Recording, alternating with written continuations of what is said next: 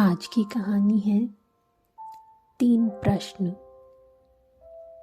माधव नामक एक मोची, जिसके ना घर था ना धरती, अपनी पत्नी और बच्चों सहित एक झोपड़े में रहकर मेहनत मजदूरी द्वारा पेट पालता था।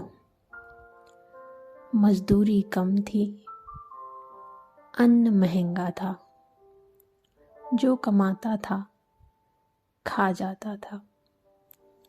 सारा घर एक ही कंबल ओढ़कर जाड़ों के दिन काटता था, और वो कंबल भी फटकर तार तार रह गया था। पूरे 1 वर्ष से वो इस विचार में लगा हुआ था कि दूसरा वस्त्र खरीद ले। पेट मार मार कर उसने 3 रुपए जमा किए थे और 5 रुपए पास के गांव वालों से लेने थे।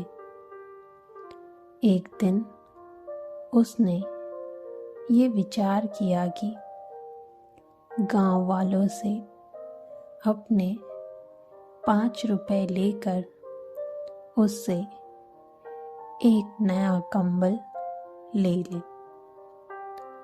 उस जमाने में 5 रुपए की भी कीमत बहुत ज़्यादा थी। वो घर से चला। गांव में पहुंचकर वो पहले एक किसान के घर गया। किसान तो घर में नहीं था। उसकी पत्नी ने कहा कि इस समय रुपया मौजूद नहीं है। फिर वो दूसरे के घर पहुंचा। वहाँ भी रुपया ना मिला। फिर उसने बनिए की दुकान पर जाकर कंबल उधार मांगा। बनिया बोला, हम ऐसे कंगालों को उधार नहीं देते। वो निराश होकर घर को लौट पड़ा। रात में सोचने लगा, कितने अचरज की बात है कि मैं सारे दिन काम करता हूँ, तब भी पेट नहीं भरता। चलते समय पत्नी ने कहा था कि कंबल अवश्य लाना। अब क्या करूँ? कोई उधार भी तो नहीं देता। किसानों ने तो कह दिया, अभी हाथ खाली हैं, फिर ले लेना। 7 दिन में 3 रुपए तो केवल रोटी में खर्च हो जाते हैं। क्या करूं? कहाँ जाऊं? हे भगवान! ऐसा सोचता हुआ वो मंदिर के पास पहुंचा तो क्या देखता है कि धरती पर कोई सफेद रंग की चीज पड़ी है। अंधेरा हो गया था, साफ दिखाई नहीं देता था, लेकिन लग रहा था कोई इंसान पड़ा है। माधव को लगा किसी ने उसके गर्म वस्त्र छीन लिए हैं। मुझे क्या मतलब? ऐसा ना हो इसको उठाने के चक्कर में मेरे ऊपर कोई विपत्ति खड़ी हो जाए। चल दो भैया यहाँ से। ऐसा सोचकर वहाँ से दूर चल दिया। थोड़ी दूर ही गया था कि उसके मन में पछतावा हुआ। मैं कितना निर्दयी हूँ कहीं ये बेचारा भूखा ना मर रहा हो। कितने शर्म की बात है कि मैंने उसे इस दशा में छोड़कर जाने का सोचा। वो वापस लौट पड़ा और उस आदमी के पास जाकर खड़ा हो गया। पास पहुंचकर ध्यान से देखने पर माधव ने पाया कि मनुष्य भला चंगा जवान है, सिर्फ सर्दी के कारण दुखी है। उस मनुष्य को उसने आंख भर कर देखा ही था कि माधव को उस पर दया आ गई। अपना कोट उतार कर बोला, ये समय बातें करने का नहीं, ये कोट पहन लो और मेरे साथ चलो। उस मनुष्य का शरीर स्वच्छ, मुख दयालु था। वह बड़ा ही हंसमुख प्रतीत होता था। माधव ने उसे कोट पहना दिया और बोला, मित्र, अब चलो, बातें बाद में होती रहेंगी। मनुष्य ने बड़े ही प्रेम भाव से माधव को देखा, लेकिन बोला कुछ नहीं। माधव ने पूछा, तुम बोलते क्यों नहीं? यहाँ ठंड है, घर चलो। यदि तुम चल नहीं सकते तो ये लो लकड़ी, इसके सहारे मेरे पीछे चलो। मनुष्य उठा और माधव के पीछे पीछे चल दिया। माधव ने पूछा, तुम कहाँ के रहने वाले हो? वो बोला, मैं यहाँ का रहने वाला नहीं। हाँ, माधव बोला, मैंने भी यही समझा था, क्योंकि यहाँ तो मैं सबको जानता हूँ। तुम मंदिर के पास कैसे आ गए? मनुष्य बोला, ये मैं नहीं बता सकता। क्या तुमको किसी ने दुख दिया है? मुझे किसी ने दुख नहीं दिया, अपने कर्मों का भोग है। परमात्मा ने मुझे दंड दिया है। माधव बोला, खाने को अन्न और रहने को घर तो चाहिए। तुम अब कहाँ जाना चाहते हो? मनुष्य बोला, जहाँ ईश्वर ले जाए। माधव चकित हो गया। मनुष्य की बातचीत बड़ी ही प्रिय थी। वह ठग प्रतीत ना होता था, पर अपना पता कुछ नहीं बताता था। माधव ने सोचा, अवश्य इस पर कोई बड़ी विपत्ति पड़ी है। बोला, भाई, घर चलकर जरा आराम करो, फिर देखा जाएगा। उधर माधव की पत्नी मालती उस दिन जल्दी जल्दी लकड़ी काटकर पानी लाई, फिर भोजन बनाया, बच्चों को खिलाया, खुद खाया। पति के लिए भोजन अलग से रखकर कुर्ते में टाका लगाती हुई वो विचार करने लगी। पिछली सर्दी कितनी तकलीफ से कटी। जाते समय उसे देर हो गई थी, पर क्या हुआ, अब तक तो उसे आ जाना चाहिए था। वो ऐसा सोच ही रही थी कि तभी दरवाजे पर आहट हुई। मालती बाहर आई। देखा माधव है, उसके साथ एक मनुष्य और है। माधव का कोट उसके गले में पड़ा है। पति के हाथों में कोई गठरी नहीं है और वो शर्म से सिर झुकाए खड़ा है। ये देखकर मालती का मन निराशा से व्याकुल हो गया। उसे ये लगा कि ये मनुष्य कोई ठग है। माधव बोला, यदि भोजन तैयार हो तो ले आओ। मालती जलकर राख हो गई और चुपचाप वहीं खड़ी रही। माधव समझ गया कि पत्नी गुस्से की आग में जल रही है। धीरे से बोला, क्या भोजन नहीं बनाया?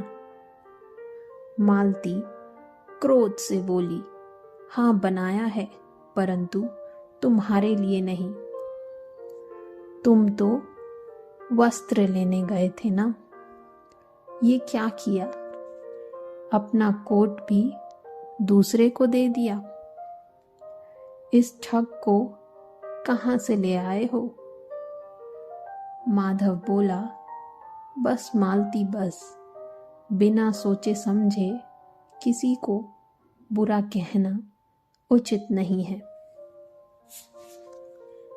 पहले पूछ तो लो कि ये कैसे। मालती उसकी बात काटकर बीच में ही बोली, पहले ये बताओ कि रुपए कहाँ फेंके? माधव ने 3 रुपए उसकी ओर बढ़ा, बोला, ये लो अपने 3 रुपए। गांव वालों ने कुछ नहीं दिया। रुपए लेकर मालती बोली, मेरे पास संसार भर के लोगों के लिए भोजन नहीं है। माधव बोला, फिर वही बात, पहले इससे पूछ तो लो क्या कहता है। बस बस, मैं तो विवाह ही नहीं करना चाहती थी तुमसे। तुम तो 1 नंबर के मूर्ख हो।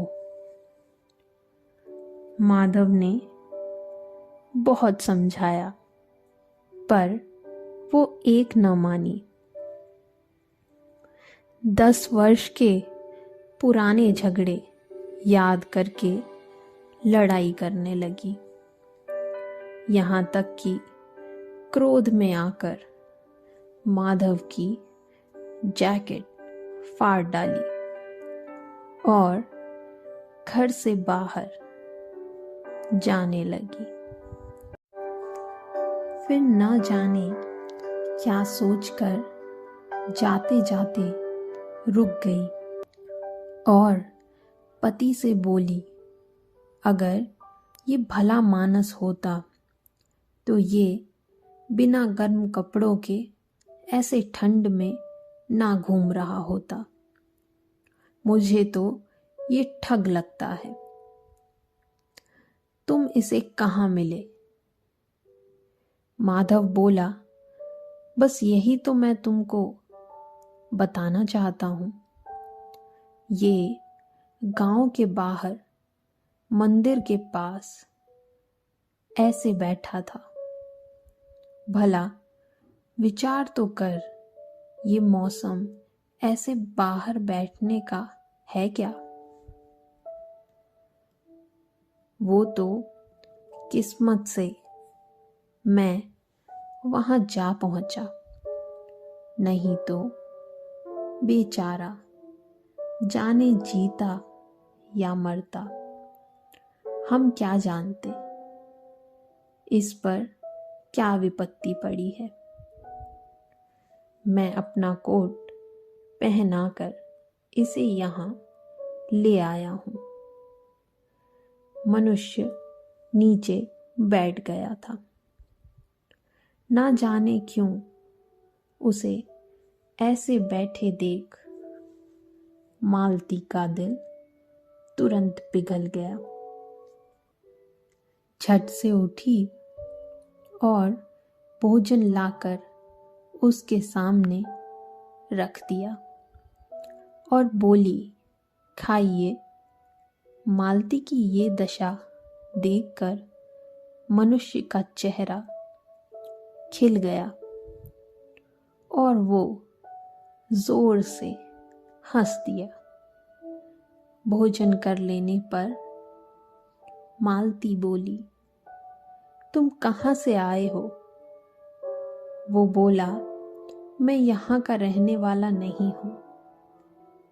तो तुम मंदिर के पास किस प्रकार पहुँचे? ये मैं नहीं बता सकता। माधव बोला, क्या किसी ने तुम्हारा माल चुरा लिया? किसी ने नहीं, परमेश्वर ने दंड दिया है।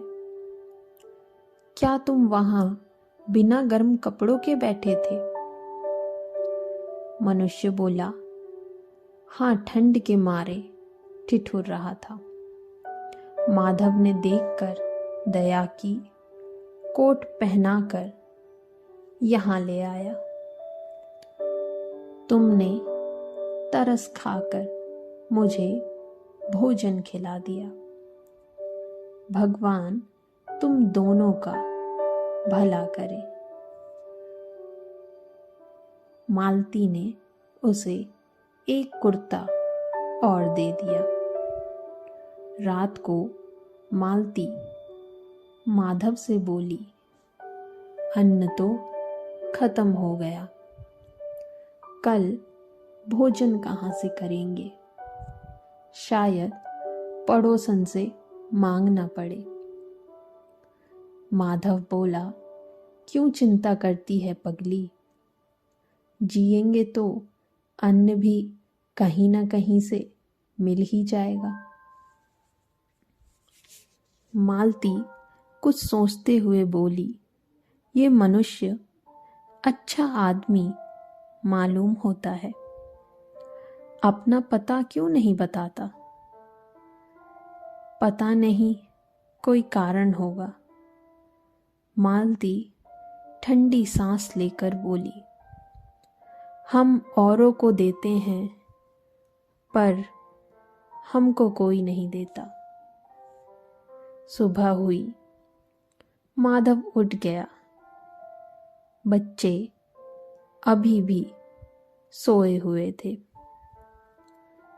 मालती पड़ोसन से अन्न मांगने गई।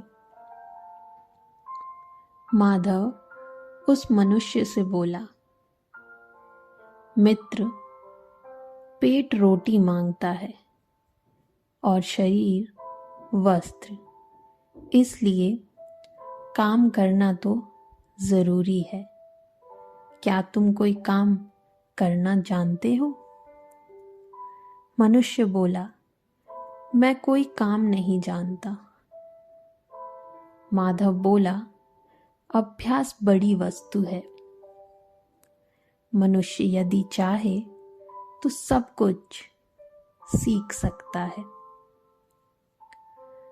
वो बोला, मैं सीखने को तैयार हूं, आप सिखा दीजिए। माधव ने पूछा, तुम्हारा नाम क्या है? उसने नाम बताया, मैकू।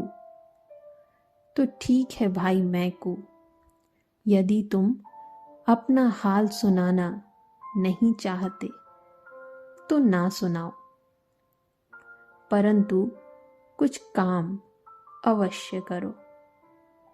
ऐसा करो, मुझसे जूते बनाना सीखो। मैकू बोला, ठीक है। अब माधव ने मैकू को जूते सीना आदि काम सिखाना शुरू कर दिया। मैकू खुद 3 दिन में ऐसे जूते बनाने लगा मानो सदा से यही काम करता रहा हो। वो घर से बाहर नहीं निकलता था, बोलता भी बहुत कम था।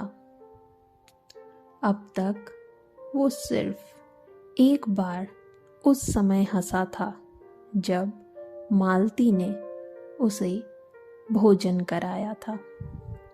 उसके बाद वो फिर कभी नहीं हंसा। धीरे धीरे 1 वर्ष बीत गया। चारों ओर धूम मच गई कि माधव का नौकर मैकू जैसे पक्के मजबूत जूते बनाता है, दूसरा कोई नहीं बना सकता। माधव के पास बहुत सा काम आने लगा और उसकी आमदनी बहुत बढ़ गई। एक दिन माधव और मैकू बैठे काम कर रहे थे तो एक गाड़ी आई। उसमें से एक धनी पुरुष उतर कर आया और बोला, ये चमड़ा जर्मन देश का चमड़ा है। इसका मोल 20 रुपए है। उस जमाने में 20 रुपया बहुत मोल रखता था। पुरुष बोला, अच्छा तुम इसका बूट बना सकते हो? हाँ हजूर, बना सकता हूँ, पर बात समझ, यदि साल भर के पहले एक भी टाँका टूट गया या जूते का रूप बिगड़ गया तो तुझे बंदी खाने जाना पड़ेगा, नहीं तो 10 रुपए मजदूरी मिलेंगे। माधव ने काम ले लिया और नाप लेने लगा।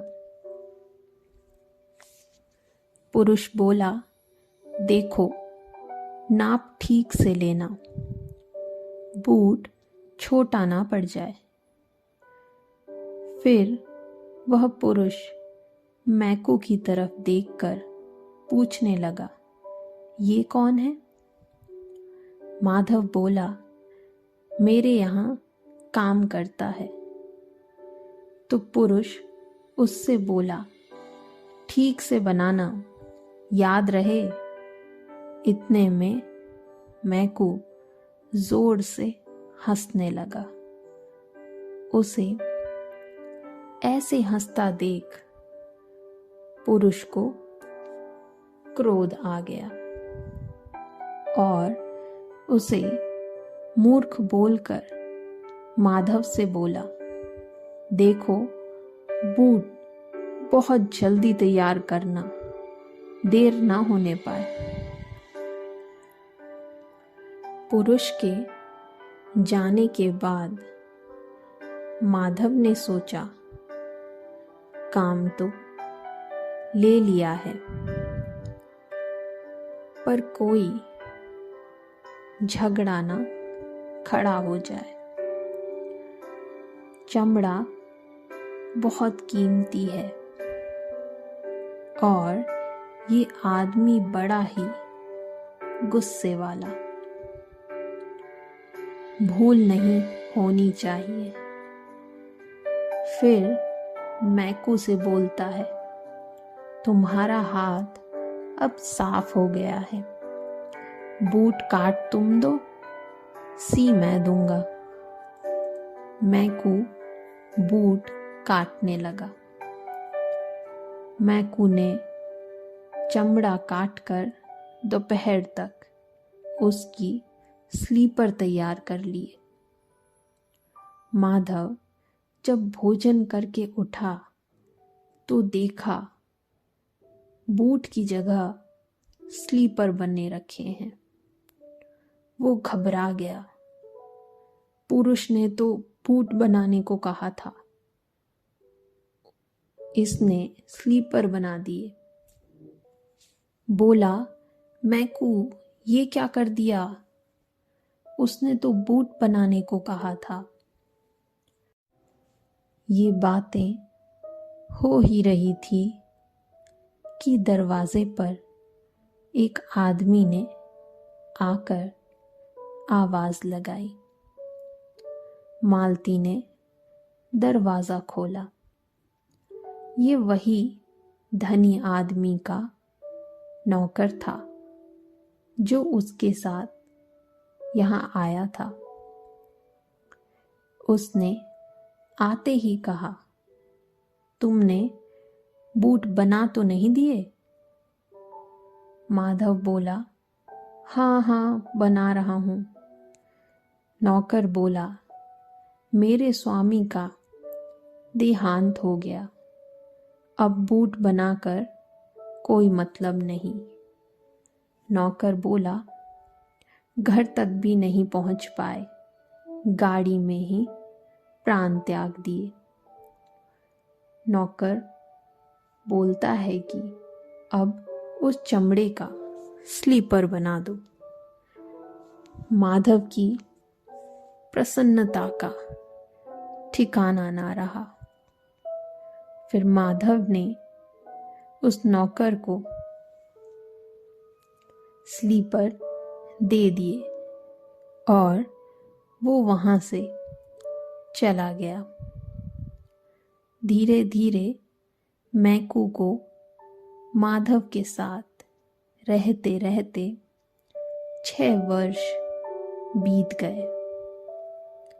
अब तक केवल वह 2 बार ही हंसा था, नहीं तो चुपचाप बैठा रहता, अपना काम करता। माधव उससे बड़ा ही खुश था और मन ही मन डरता रहता कि कहीं उसे छोड़कर ये भाग न जाए।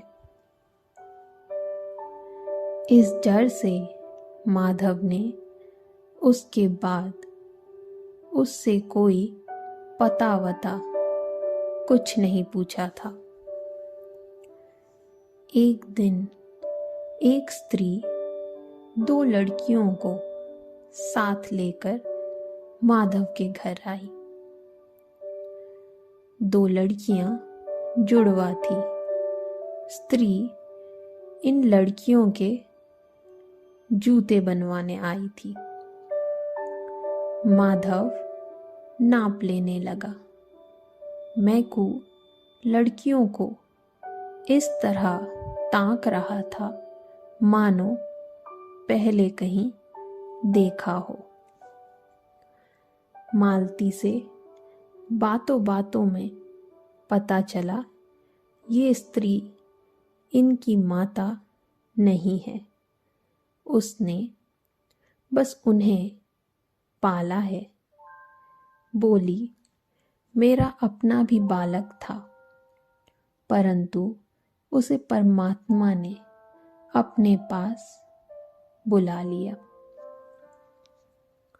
मालती ने पूछा, तो ये किसकी कन्या है? स्त्री बोली, 6 वर्ष हुए कि 1 सप्ताह के अंदर इनके माता पिता का देहांत हो गया था। माँ बाप मेरे पड़ोसी थे। इनका पिता लकड़हारा था। जंगल में लकड़ियाँ काटते काटते पेड़ के नीचे दबकर मर गया।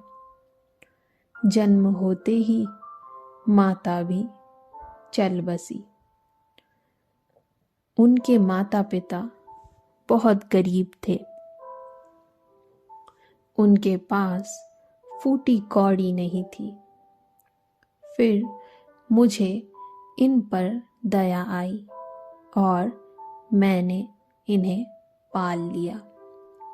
हमारी दशा पहले से अब बहुत अच्छी है। मेरे पति एक बड़े कारखाने में नौकर हैं। मालती ये सब सुन बोली, इंसान माता पिता के बिना जी सकता है, परंतु ईश्वर के बिना जी नहीं सकता। स्त्री लड़कियों को लेकर बाहर चली गई थी। अचानक सारा झोपड़ा एक अजीब सी रोशनी से प्रकाशित हो गया। सबने देखा कि मैकू बैठा जोर जोर से हंस रहा था। मैकू ने उठकर माधव और मालती को प्रणाम किया और बोला, स्वामी, अब मैं विदा लेना चाहता हूँ। परमात्मा ने मुझ पर दया की। यदि कोई भूल चूक हुई हो तो क्षमा करना। माधव मालती को देखता है कि मैकू का पूरा शरीर तेजोमय हो रहा है। माधव दंडवत करके बोला, मैं जान गया कि तुम साधारण मनुष्य नहीं हो। अब मैं तुम्हें नहीं रख सकता, ना ही कुछ पूछ सकता हूँ। बस ये बता दो कि जब मैं तुम्हें अपने घर लाया था तो तुम बहुत उदास थे। जब मेरी पत्नी ने तुमको भोजन दिया तो तुम हंसे, और जब वो धनी आदमी बूट बनाने आया तब तुम दोबारा हंसे। आज लड़कियां आई, तुम फिर हंसे। मैं अपने कर्मों का फल भुगत चुका। ईश्वर ने 3 बातों को समझने के लिए मुझे इस मृत्यु लोक में भेजा था, ऐसा मैकू कहता है। मैं ये बातें समझ गया, इसलिए मैं 3 बार हंसा। पहली बार जब तुम्हारी पत्नी ने मुझे भोजन दिया, दूसरी बार जब पुरुष के आने पर, और तीसरी बार आज। माधव ने उत्सुकता से पूछा, परमेश्वर ने ये दंड तुम्हें क्यों दिया था? वो 3 बातें कौन सी हैं, मुझे भी तो बताओ। मैकू बोला, मैंने भगवान की आज्ञा ना मानी थी, इसलिए ये दंड मिला। मैं एक देवता हूँ। एक समय भगवान ने मुझे एक स्त्री की जान लेने के लिए मृत्युलोक में भेजा। मैं वहां जाकर देखा कि वह बहुत ही कमजोर है और भूमि पर पड़ी है। उसके पास 2 जुड़वा लड़कियां हैं। मुझे यमराज का दूत जानकर वो बोली, मेरा पति ना रहा। लड़कियों को कौन पालेगा? मेरी जान ना निकालो। मुझे उसकी बातों पर दया आई।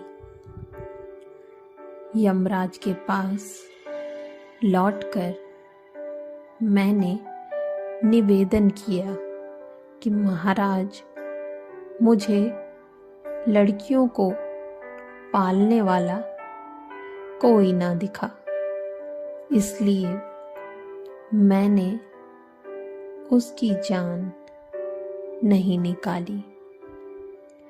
यमराज बोला, जाओ अभी उसकी जान निकालो, और जब तक ये 3 बातें न जान जाओ यहाँ वापस मत आना। पहली बात, मनुष्य में क्या रहता है। दूसरी, मनुष्य को क्या नहीं मिलता है। और तीसरी, मनुष्य के जीवन का आधार क्या है। तब तक तुम स्वर्ग में ना आ पाओगे। मैंने मृत्यु लोक में जाकर स्त्री की जान निकाल ली। उसके बाद मैं स्वर्ग आने के लिए उड़ा, परंतु आंधी में मेरे पंख उखड़ गए और मैं मंदिर के पास रास्ते में आ गया। मैकू ने कहा, जब तक मनुष्य का शरीर धारण नहीं किया था, मैं सर्दी, गर्मी, भूख, प्यास, कोई कष्ट न जानता था। परंतु मृत्यु लोक में आने पर मुझे समझ आया कि दुख क्या है। मैं सड़क पर बैठ गया। मृत्यु लोक में जन्म लेने के बाद एक आदमी मेरे पास से होकर निकल गया। मैं निराश हो गया कि उसने मेरी मदद क्यों ना करी। पर कुछ पल बाद ही वो मेरे पास फिर लौट आया। पहले वो मुझे डरावना लगा था, पर इस बार दया के कारण उसका मुख मुझे सुंदर दिखने लगा। वो तुम थे माधव। तुम जब मुझे घर लाए तो तुमसे भी भयंकर मालती का चेहरा दिखा था, क्योंकि उसमें दया का नाम भी ना था। परंतु जब वो दयालु होकर भोजन लाई तो उसके मुंह की कठोरता जाती रही। तब मुझे समझ आया कि मनुष्य में तत्व वस्तु प्रेम है, जो कि मेरे पहले प्रश्न का उत्तर था। इसलिए पहली बार हंसा। 1 वर्ष बाद एक पुरुष बूट बनाने आया। उसे देखकर मैं इस कारण हंसा कि बूट तो 1 वर्ष के लिए बनवा रहा है और ये नहीं जानता कि कल सुबह होने से पहले ही मर जाएगा। तब दूसरी बात का ज्ञान हुआ कि मनुष्य जो चाहता है वह उसे नहीं मिलता। तब मैं दूसरी बार हंसा। 4 वर्ष बाद आज जब ये स्त्री आई तो मुझे निश्चय हो गया कि सबका जीवन आधार परमात्मा है, दूसरा कोई नहीं। इसलिए मैं तीसरी बार हंसा। सभी प्राणी प्रेम द्वारा जीते हैं। केवल पोषण से कोई नहीं जीता। वो स्त्री क्या जानती थी उसकी लड़कियों को कौन पालेगा। वो धनी पुरुष क्या जानता था कि गाड़ी में ही जाते जाते मर जाएगा। कौन जानता है कल क्या होगा, कपड़े की ज़रूरत होगी या कफन की।